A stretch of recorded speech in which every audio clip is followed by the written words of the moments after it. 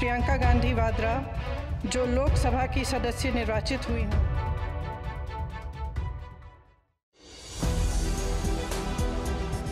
मैं प्रियंका गांधी वाड्रा, जो लोकसभा की सदस्य निर्वाचित हुई हूँ, सत्य निष्ठा से प्रतिज्ञान करती हूँ।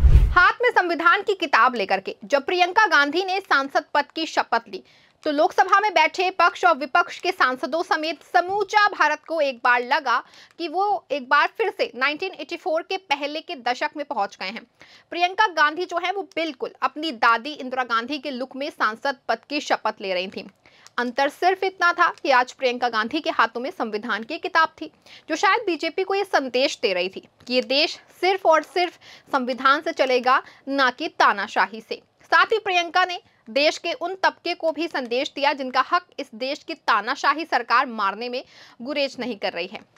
प्रियंका गांधी में ना सिर्फ अपनी उनकी पार्टी बल्कि आम लोग भी उसमें इंदिरा गांधी की अक्स को देखते हैं, क्योंकि उनकी खास हेयर स्टाइल और साड़ी पहनने के अंदाज और लोगों से बात करने के सलीके को जब लोग देखते हैं तो सबको बरबस इंदिरा गांधी की याद आ जाती है।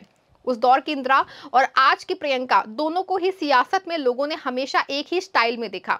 छोटे तराशे हुए बाल, गले में रुद्राक्ष की माला, सफेद डायल वाली घड़ी और सिंपल लुक वाली साड़ी में प्रियंका में लोग हमेशा उनकी दादी की ही छवि को देखते हैं। हेयर स्टाइल और साड़ी के मामले में तो प्रियंका अपनी दादी के नक्शे कदम पर ही चलती नजर आती हैं। उनके लोगों से मिलने और कार्यकर्ताओं को घुट्टी पिलाने का अंदाज अपनी दादी की याद दिला देता है। संसद के शीतकालीन सत्र का आज तीसरा दिन था जो प्रियंका गांधी पहली बार संसद पहुंचकर लोकसभा में सांसद पद की शपथ ली और शपथ के दौरान उनके हाथों में संविधान की कॉपी थी। सन 1999 का दौर था जब सोनिया गांधी पहली बार चुनाव लड़ने जा रही थी। सोनिया के पहले ही चुनाव में ही प्रियंका पहली बार अपनी मां सोनिया गांधी के लिए अमेठी में प्रचार करने उतरी थी और आज जब प्रियंका पहली बार लोकसभा की शपथ लेने के लिए निकली तो आज उनकी मां सोनिया गांधी उनके साथ थी और उनके भाई लोकसभा में नेता विपक्ष राहुल गांधी भी उनके साथ थे। प्रियंका ने जब आज शपथ ली तो समर्थकों में बहुत जबरदस्त उत्साह था। उन्हें अब यकीन हो गया था कि अब उनकी आवाज सड़क से लेकर के सदन तक गूंजेगी। प्रियंका गांधी का 2 दशकों से भी अधिक सियासी समय काफी उतार चढ़ाव भरा सफर रहा है और उन्होंने सियासी चुनौतियों का बखूबी से सामना भी किया। इस दौरान उनकी भूमिकाओं में लगातार बदलाव हुए, जिसमें प्रियंका गांधी कभी संकट मोचन तो कभी आश्चर्यजनक जीत तो फिर कभी करारी हार और पार्टी के लिए जबरदस्त बैक रूम प्रबंधन तक शामिल है। हालांकि उनके चुनावी पदार्पण में देरी हुई, लेकिन लोकतंत्र के मंदिर में प्रवेश करने से उनकी राजनीतिक यात्रा में एक नए अध्याय की शुरुआत हो रही है। प्रियंका के सवालों के जवाब बेहतरीन होते हैं। जब वो बोलती हैं तो उनमें वजन होता है। उनके पास एक से एक सियासी तीर हैं जो बीजेपी पर हमले के दौरान देखने को मिलते हैं। अगर चुनाव प्रचार के दौरान उनके तीखे हमलों को देखा जाए तो संसद में बहस के दौरान पार्टी के प्रखर वक्ताओं की सूची में उनका नाम शामिल रहेगा। हिंदी और अंग्रेजी दोनों भाषाओं में धारा प्रवाह बोलने की कला में प्रियंका गांधी बहुत माहिर हैं। ऐसे में पार्टी के प्रदर्शन को बेहतर बनाने में प्रियंका अहम भूमिका निभा सकती हैं। महत्वपूर्ण मुद्दों पर उनके द्वारा दिए गए भाषण पार्टी के संकेत को देश भर में फैलाने में अहम भूमिका निभाते हैं। प्रियंका का सहज व्यवहार उन्हें एक सुलभ नेता बनाता है। यही व्यवहार न केवल सदन में कांग्रेस सांसदों को उत्साहित करेगा बल्कि क्षेत्रीय छत्रों के साथ गठबंधन की बाधाओं को दूर करने में भी सहायक हो सकता है। सियासी दलों के अलग अलग नेताओं के साथ उनकी मित्रता न केवल अच्छे दृश्य प्रदान कर सकती है बल्कि कांग्रेस के संचार को भी मजबूती दे सकती है। क्योंकि प्रियंका गांधी की तुलना उनकी दादी इंदिरा गांधी से की जाती है, इसीलिए लोगों की उनसे उम्मीद बढ़ भी गई है और इसमें उन्हें न केवल अपनी क्षमता साबित करने का मौका मिलेगा बल्कि उनका राजनीतिक वजन भी बढ़ेगा। प्रियंका गांधी वाड्रा ने केरल की वायनाड संसदीय सीट पर हुए उपचुनाव में जब शानदार जीत दर्ज की तो उन्होंने प्रियंका गांधी से वायनाड की जनता के लिए सोशल मीडिया प्लेटफॉर्म एक्स पर आभार व्यक्त किया है। उन्होंने वायनाड के लोगों को अपने बहुमूल्य वोट देने और उन पर भरोसा जताने के लिए धन्यवाद दिया। उन्होंने लिखा कि वो हमेशा लोगों की आशाओं और सपनों को समझते हुए संसद में उनकी आवाज बनेंगी।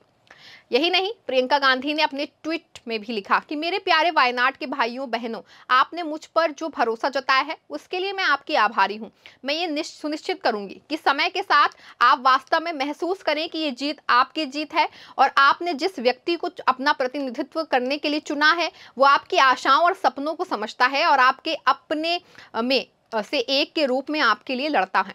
मैं संसद में आपकी आवाज बनने के लिए उत्सुक हूं। मुझे ये सम्मान देने के लिए धन्यवाद और उससे भी अधिक प्यार के लिए जो आपने मुझे दिया है।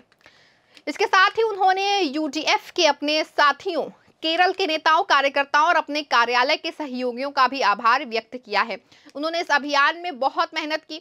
उन्होंने लिखा कि यूडीएफ में मेरे सहयोगियों, केरल भर के नेताओं, कार्यकर्ता, स्वयंसेवकों और मेरे कार्यालय के सहयोगियों ने इस अभियान में अविश्वसनीय रूप से कड़ी मेहनत की। आपके समर्थन के लिए धन्यवाद।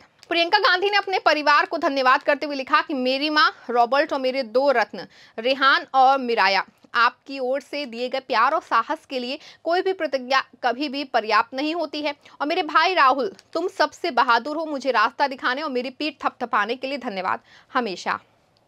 प्रियंका गांधी नेहरू परिवार की 16वीं सदस्य हैं जो लोकसभा के लिए निर्वाचित हुई हैं। देश के संसदीय इतिहास में ऐसा कभी नहीं हुआ है जब लोकसभा में गांधी परिवार का कम से कम एक सदस्य ना पहुंचा हो।